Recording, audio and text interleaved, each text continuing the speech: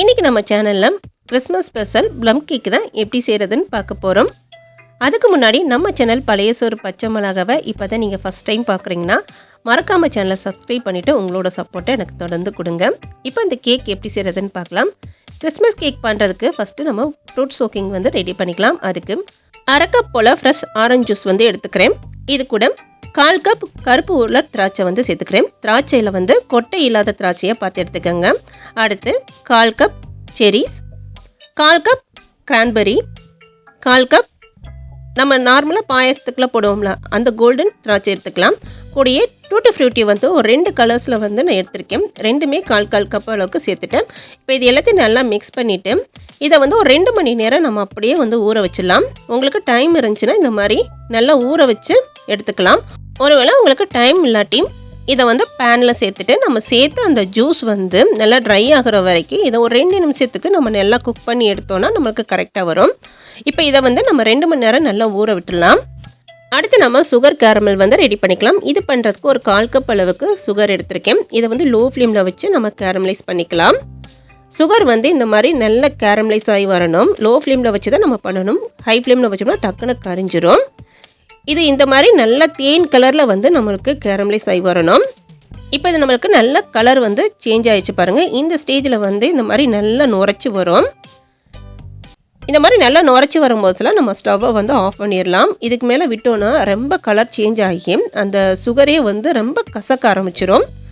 இப்போ ஸ்டவ்வை ஆஃப் பண்ணிவிட்டு இதில் 1/4 கப் அளவுக்கு ஹாட் வாட்டர் நான் எடுத்து வச்சுருக்கேன். ஹாட் வாட்டர் சேர்த்துக்கலாம். இந்த வாட்டர் சேர்க்கும் போதில் கொஞ்சம் கேர்ஃபுல்லாக சேர்த்துக்கோங்க. இந்த மாதிரி நல்லா மேலே தெரிக்கும். நம்ம ஹாட் வாட்டர் சேர்த்த அப்புறம் கேஸை ஆன் பண்ணிவிட்டு லோ ஃப்ளேமில் 1 நிமிஷத்துக்கு இதை கலந்து விட்டுக்கிட்டே இருந்தோம்னா ஒரு திக்கான சிரப் நம்மளுக்கு ரெடி ஆகும். இதை ஆற வச்சு நம்ம தனியாக எடுத்து வச்சுக்கலாம். அடுத்து நம்ம ட்ரை இன்க்ரீடியன்ஸ்லாம் ரெடி பண்ணிக்கலாம். இது பண்ணுறதுக்கு 3/4 கப் அளவுக்கு மைதா எடுத்திருக்கேன். கூட 1/2 teaspoon baking powder, 1/4 teaspoon baking soda, கூடயே 1/2 டீஸ்பூன் போல் பைசஸ் பவுடர் சேர்த்துக்கலாம். இது கூட ஒரு சின்ன துண்டு சுக்கு, சின்ன துண்டு பட்டை, 3 கிராம்பு, 3 ஏலக்காய், கொஞ்சமாக ஜாதிக்காய் பவுடர் இதெல்லாம் சேர்த்து அரைச்சி பவுடராக ரெடி பண்ணி வச்சுருந்தேன். அதை 1/2 ஸ்பூன் அளவுக்கு சேர்த்துட்டு இதை எல்லாத்தையும் மொத்தமாக நம்ம சலிச்சு வச்சுக்கலாம். இப்போ இது எல்லாத்தையும் நல்லா சலித்த பிறகு ஒரு விஸ்கு வச்சு திரும்பவும் இது போல் நல்லா மிக்ஸ் பண்ணி நம்ம எடுத்து வச்சுக்கலாம். அடுத்து இன்னொரு பவுல் 50 கிராம் போல் ஆயில் சேர்த்துக்கிறேன். ஆயில் வேணாட்டி நீங்கள் 50 கிராம் பட்டர் கூட சேர்த்துக்கலாம். பட்டர் அன்சால்டட் பட்டர் ரூம் டெம்பரேச்சருக்கு பட்டராக சேர்த்துக்கங்க. அடுத்து 1/2 கப் அளவுக்கு பவுடர் பண்ண நாட்டு சக்கரை எடுத்துக்கிறேன். சேர்த்துட்டு இது ரெண்டையும் இது போல் லைட்டாக மட்டும் நம்ம மிக்ஸ் பண்ணி விட்டுக்கலாம். இதை நம்ம மிக்ஸ் பண்ண பிறகு இதில் நம்ம முட்டை சேர்த்துக்கலாம். முட்டை ரூம் டெம்பரேச்சரில் இருக்கிற முட்டையாக ஒரு 2 முட்டை நான் எடுத்திருக்கேன். முட்டையை நம்ம மொத்தமாக சேர்க்காம ஒவ்வொரு முட்டையாக சேர்த்து நம்ம இது போல் நல்லா பீட் பண்ணி எடுத்துக்கலாம். இப்போ ஒரு முட்டை சேர்த்துட்டு நல்லா பீட் ஆன பிறகு இன்னொரு முட்டை நம்ம சேர்த்துக்கலாம்.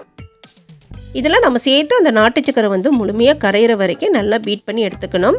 நாட்டு சக்கரையை நம்ம முழுசாக சேர்த்தோன்னா கரையிறதுக்கு ரொம்ப டைம் எடுத்துக்கும். இது போல் மிக்சியில் நல்லா பவுடர் பண்ணிவிட்டு நம்ம சேர்க்கும் போதெல்லாம் சக்கரை நம்மளுக்கு வேகமாகவே கரைஞ்சிரும்.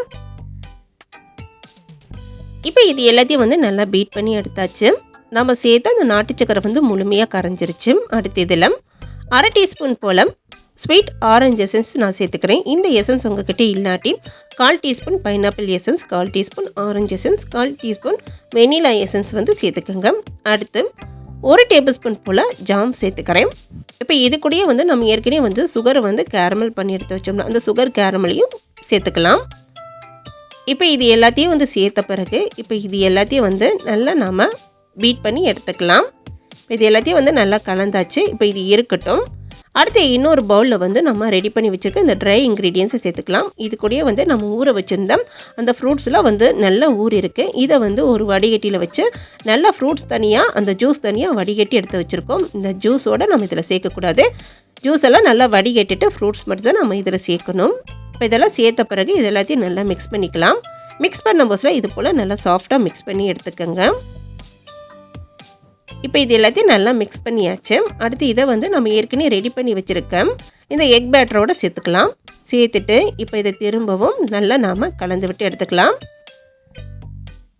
இப்போ இதை நல்லா மிக்ஸ் பண்ணி எடுத்தாச்சு. அடுத்து இதில் நம்ம நட்ஸை சேர்த்துக்கலாம். நட்ஸை நான் 1/4 கப் அளவு முந்திரி பருப்பு எடுத்து வச்சுருக்கேன். இன்றைக்கி நான் முந்திரி பருப்பு மட்டும் சேர்க்குறேன்.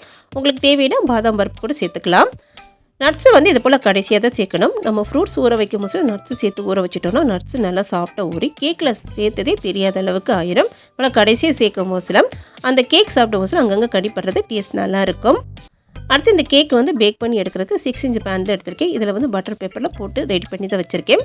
இதில் வந்து நம்ம ரெடி பண்ணி வச்சுருக்கேன் இந்த கேக் பேட்டர் எடுத்து சேர்த்துடலாம். இன்றைக்கி வந்து கேக்கை வந்து நான் ஓவனில் தான் பேக் பண்ணி எடுக்க போகிறேன். நான் ஏற்கனவே கிறிஸ்மஸ் கேக் வந்து குக்கரில் எப்படி பேக் பண்ணணும்னு சொல்லிட்டு வீடியோஸ் போட்டிருக்கேன். அதுக்கான லிங்க் வந்து டிஸ்கிரிப்ஷன் பாக்ஸில் கொடுக்குறேன். தேவைப்படுறவங்க செக் பண்ணி பார்த்துக்கோங்க. இன்றைக்கி வந்து ஓவனில் பேக் பண்ணுறதுக்கு 160 டிகிரிக்கு 15 நிமிஷம் நான் ப்ரீ ஹீட் போட்டிருக்கேன். அதே 160 டிகிரிக்கு வந்து 1 ஹவர் வந்து எனக்கு பேக்கிங் டைம் வந்து எடுத்துச்சு. நாம் எடுக்கிற டின்னோட சைஸுக்கு ஏற்றாப்புல நம்மளோட ஓடிஜியோட டெம்பரேச்சருக்கு ஏற்றாப்புல வந்து ஒவ்வொரு பேக்கிங் டைமும் மாறும். நான் வந்து 6 இன்ச் பேனு ஹைட்டு 3 இன்ச்சஸ் எடுத்தனால எனக்கு 1 ஹவர் வந்து பேக்கிங் டைம் எடுத்துச்சு. நீங்கள் எடுக்கிற அந்த டின்னோட சைஸுக்கு ஏற்றாப்புல உங்களோட பேக்கிங் டைம் வந்து மாறுபடும்.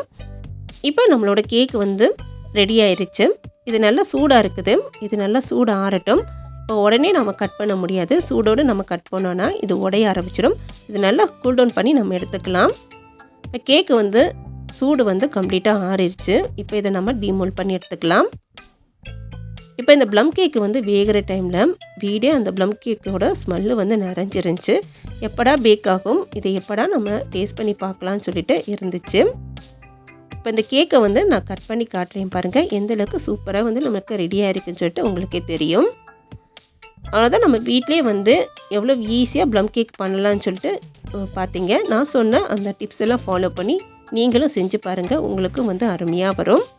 அவ்வளோதான், கிறிஸ்மஸ் ஸ்பெஷல் ப்ளம் கேக் வந்து சூப்பராக ரெடி ஆயிடுச்சு. இதே போல் நீங்களும் செஞ்சு பாருங்கள். செஞ்சு பார்த்துட்டு எப்படி இருந்துச்சு சொல்லிட்டு மறக்காமல் கமெண்ட் பாக்ஸில் தெரியப்படுத்துங்க.